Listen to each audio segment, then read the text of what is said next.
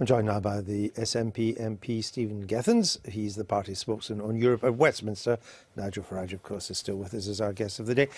Stephen Gethens, the polls at the moment for in-out, they're closer than the polls were for in-out in the Scottish referendum. Yes, yeah. Does that put Mr Farage, UKIP, in a stronger position for this referendum? The first thing, I mean, they're closer south of the border, north of the border, obviously. There's quite a significant majority in favour of remaining in the European Union. Yeah, I mean, one thing that happened that was quite interesting in the independence referendum, many interesting things happened, but one of them was the way that the gap between yes and no closed over the final 6 months of the campaign. Because it had been much wider in favour of the Union it had. In the spring of last year. And what was interesting was as we got closer and closer, some people might argue that just after George Osborne's intervention, they started to get a lot closer, but that's one I'll leave to the pundits. But the polls did get a lot closer. I think as people focused on the arguments and really interrogated the arguments as well. Did you ever dream there'd be this incredible bounce having lost the referendum? Did I think I'd be here today, Andrew? Is that what you're asking? Well, I suppose that's a personal way of asking it. A personal way of asking it. No, I mean, if anybody had said we're going to have 56 MPs out of 59, no, I mean, no, and I don't think, if there's anybody out there who did think we're getting 56 out of 59, they're not here anymore because they would have won a great deal of money at the bookies. Indeed, that's right, they'd be in the Caribbean. We didn't see it. So you didn't see it. No. If you lose the referendum... Yeah, we're not going to lose the referendum. No, but if it's conditional. If you do, is there any chance of a UKIP bounce similar to the SNP bounce? Anything on quite the same scale would be virtually impossible. And John Curtis made the point that, you know, I mean, the SNP led and dominated and were alone in that Scottish campaign for their side of the argument. UKIP's position is perfectly clear, but there will be Conservative and Labour and other figures advocating we leave the EU. So, of course, it won't happen in the same way. However... there was a broader campaign for independence in Scotland. I mean, the SNP were core, but politically, but it was Party, Labour for Independence. You know, there were some very significant voices outside the SNP. Yeah, but politically, it was dominated by the SNP very, very clearly. And is it a weakness that you won't have that your campaign won't be dominated by one major force?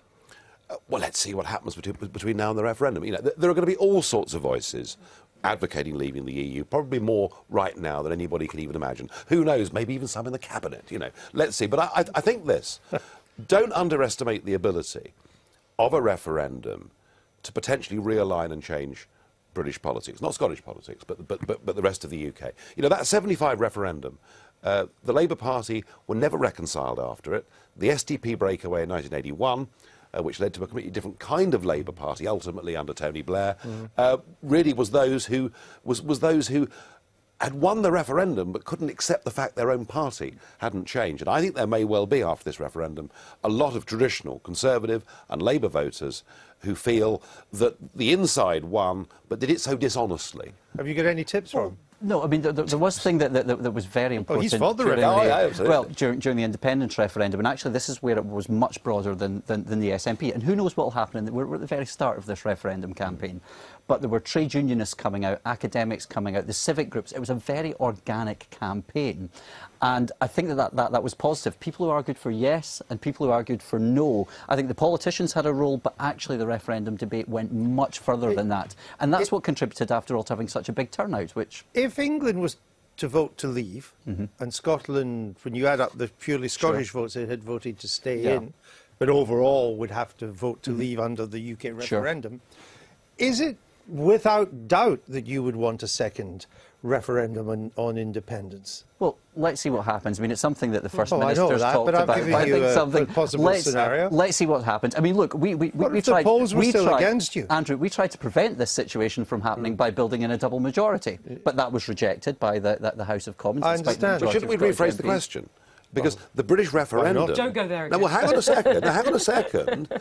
The referendum is on Britain becoming an independent country from the European Union. So your referendum would be against independence, wouldn't it? Well, not really. No, I'd enjoy seeing that. I'll give you the I'm looking forward to that. 20 seconds for the final word. Our referendum was about being a full member state of the European Union. There was a lot of support for that. Under which you cannot be independent. Let's not go there. Under which... Well, that's a greater stay in the European Union. We've only got 5 seconds now. We'll leave this for another. Yes, not 5 hours. Come back and we'll talk about that next time. Thank you.